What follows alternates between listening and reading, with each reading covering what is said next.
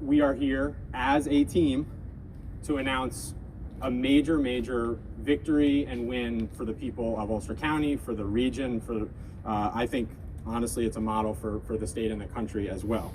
We know that at the height of the pandemic, we had to make hard decisions. We had to shift a lot of things around, and in doing so, we, at least temporarily and really for the last 2+ years, lost critically needed inpatient mental health and detox services here. And everybody knows that because there's been yard signs all across our community rightly calling attention to that. And we know that since the pandemic, we've seen suicides in our county double. We've seen fatal opioid overdoses up 93%.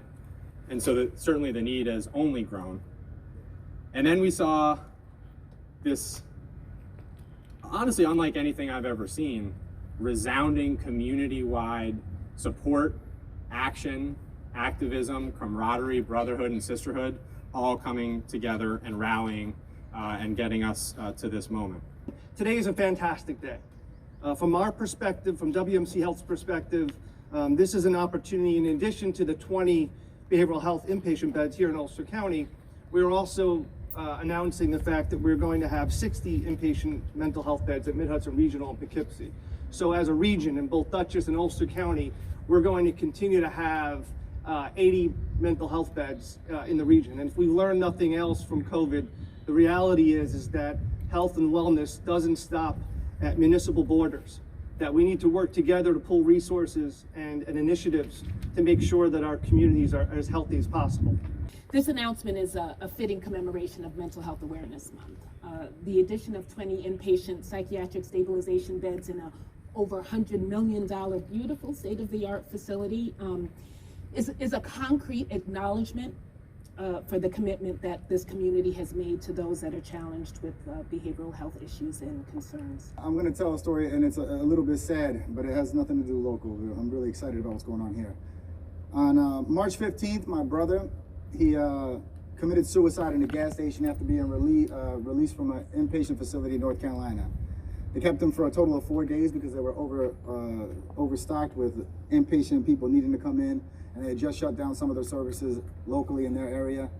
And he decided that wasn't enough service for him. He was a schizoaffective diagnosis, and he went into a gas station bathroom and he took every psych meds he left the hospital with. Yeah, so he died on March 15th. I take it super personal when I see people pass on.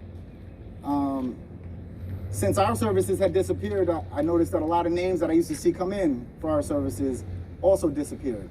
I haven't seen them since, so that's a little sad. And those are the things that kept me in the beginning yelling so negative and yelling so angrily or so passionately to get this stuff back.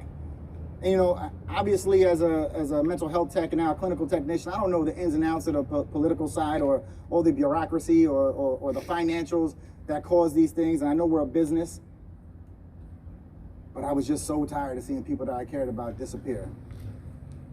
And here we are, and after many events and standing outside and doing a million different things, whether it be cold or hot, and one day I said I'm suffering, and today I'm saying I'm pretty warm, right? After all this, everybody got it together and got it back. So instead of a moment of silence, can we turn it up for a second? Let's turn it all the way up for a second.